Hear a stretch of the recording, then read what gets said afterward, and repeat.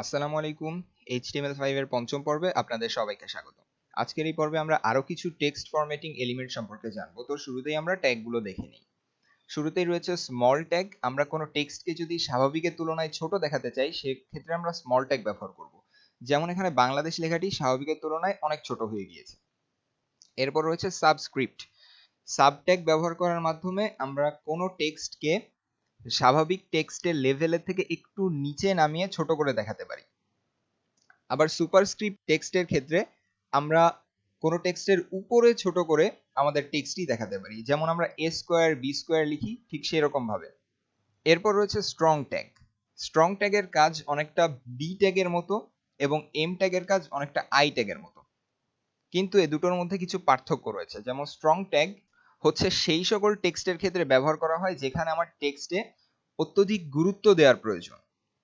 যেমন কোনো ওয়েবসাইটের ক্ষেত্রে, ওয়েবসাইটে যদি কোনো ইম্পর্টেন্ট কোনো টেক্সট থাকে, কোনো ইম্পর্টেন্ট তথ্য থাকে, সেই তথ্যটাকে আমরা যদি স্ট্রং ট্যাগের মধ্যে রাখি তাহলে আমরা গুগলে যখন সার্চ দিব বা কোনো সার্চ ইঞ্জিনে যখন সার্চ দিব ওই সম্পর্কে, তখন আমাদের ওয়েবসাইটটা থেকে তথ্য পাওয়া সহজ হবে।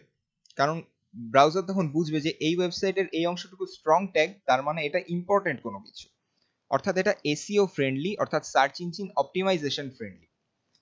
এবং এটার স্টাইলটা হচ্ছে ঠিক বোল্ড ট্যাগের মতো, বোল্ড হয়ে যাবে। আবার এম ট্যাগ, অর্থাৎ যেটা এমফাসাইজ করে, এমফাসিস ট্যাগ, এই ট্যাগটি অনেকটা আই ট্যাগের মতো, কিন্তু এটা হচ্ছে জোর দিয়ে বোঝানোর জন্য।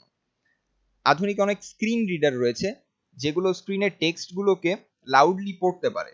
তো সেই সকল স্ক্রিন রিডার যখন দেখে কোনো টেক্সট এম ট্যাগের মধ্যে রয়েছে তখন সে সেটাকে অত্যধিক জোর দিয়ে তারপরে পড়তে পারে। এটার স্টাইল অনেকটা আই ট্যাগের মতো, অর্থাৎ আমরা বলতে পারি বি ট্যাগ এবং আই ট্যাগ হচ্ছে অনলি স্টাইল, আর স্ট্রং ট্যাগ এবং এম ট্যাগ হচ্ছে স্টাইল প্লাস ইম্পর্টেন্স। এই হচ্ছে আমাদের কয়েকটা ট্যাগ সম্পর্কে আলোচনা। এবার আমরা চলে যাচ্ছি কোড এডিটরে। শুরুতে আমরা সাবলাইম টেক্সট ওপেন করে নিচ্ছি। এবার এখানে আমাদের পূর্বে তৈরি করে রাখা ফোল্ডারের মধ্যে একটি নতুন ফাইল ক্রিয়েট করব। নিউ ফাইলে যাচ্ছি এবং কন্ট্রোল এস প্রেস করে এটাকে সেভ করব। এটার নাম দিচ্ছি text2.html। সেভ। আমাদের নতুন ফাইল ক্রিয়েট হয়ে গেল।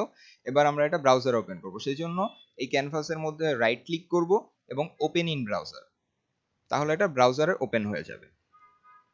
ফাইলটি এখন ফাঁকা রয়েছে, তাই ব্রাউজারে সম্পূর্ণ সাদা একটি পেজ দেখাচ্ছে।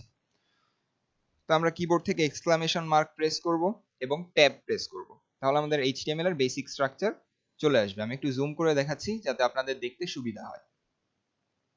আমরা বডি এলিমেন্টের মধ্যে সব কাজ করব।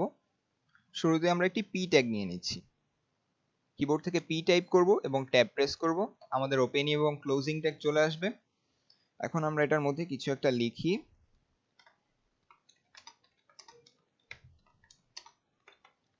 This is a normal text.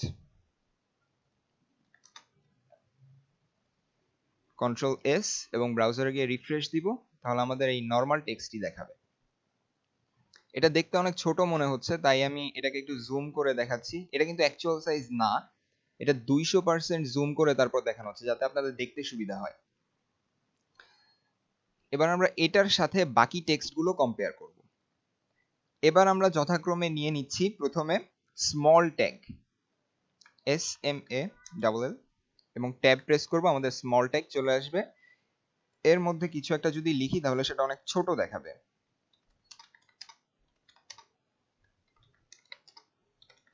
I am in small tag, control S, refresh. আমরা দেখতে পাচ্ছি এটা হচ্ছে স্বাভাবিক একটি লেখা এবং এর নিচে স্মল ট্যাগ ব্যবহার করে এটা স্বাভাবিকের তুলনায় অনেক ছোট হয়ে গিয়েছে। এরপর আমরা সাবস্ক্রিপ্ট এবং সুপারস্ক্রিপ্ট ট্যাগ দেখতে পারবো। সেটার জন্য আমাদের অন্য কোনো একটা টেক্সটের হেল্প নিতে হবে, তা না হলে আমরা পার্থক্যটা বুঝতে পারবো না। এই জন্য আমরা শুরুতে একটি পি ট্যাগ নিয়ে নিচ্ছি। পি ট্যাগ এর মধ্যে আমরা কিছু একটা লিখি।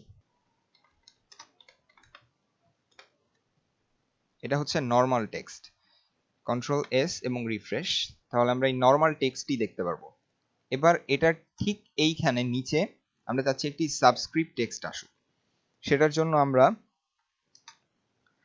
সাব লিখবো এবং ট্যাব প্রেস করব, তাহলে আমাদের ওপেনিং ট্যাগ ক্লোজিং ট্যাগ চলে আসবে।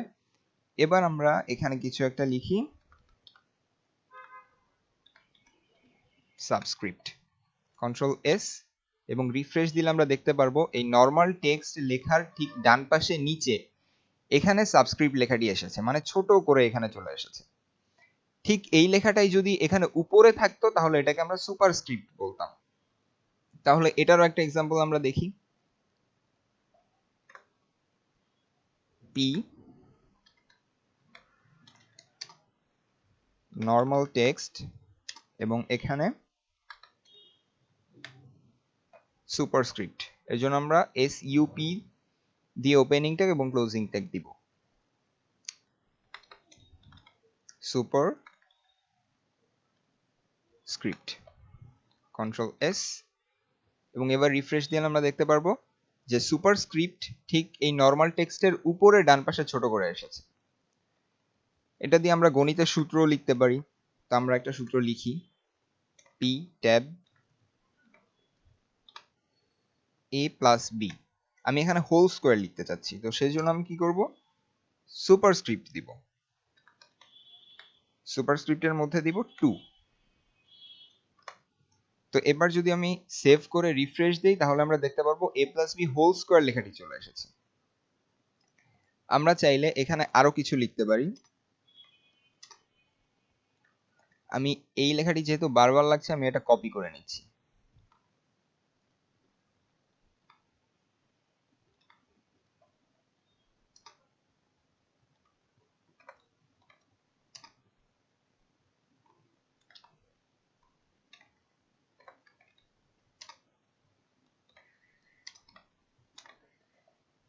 কন্ট্রোল এস এবং রিফ্রেশ দিলে আমরা দেখতে পারবো যে পুরো সূত্রটি চলে এসেছে, a square plus 2ab plus b square.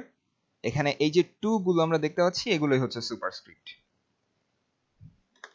এবার আমরা দেখব এমফেসিস ট্যাগ এবং স্ট্রং ট্যাগের কাজ। তো শুরুতে আমরা স্ট্রং ট্যাগের কাজ দেখি। আমরা একটি প্যারাগ্রাফ ট্যাগ নিয়ে নিচ্ছি, এর মধ্যে আমরা লিখি 16 December is our victory day।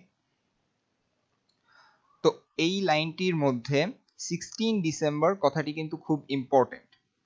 তো এই ইম্পর্টেন্ট এটা তো আর কম্পিউটার বুঝবে না, সার্চ ইঞ্জিনও বুঝবে না, সেই বোঝানোর কাজটা করার জন্য আমাদের এখানে স্ট্রং ট্যাগ ব্যবহার করতে হবে।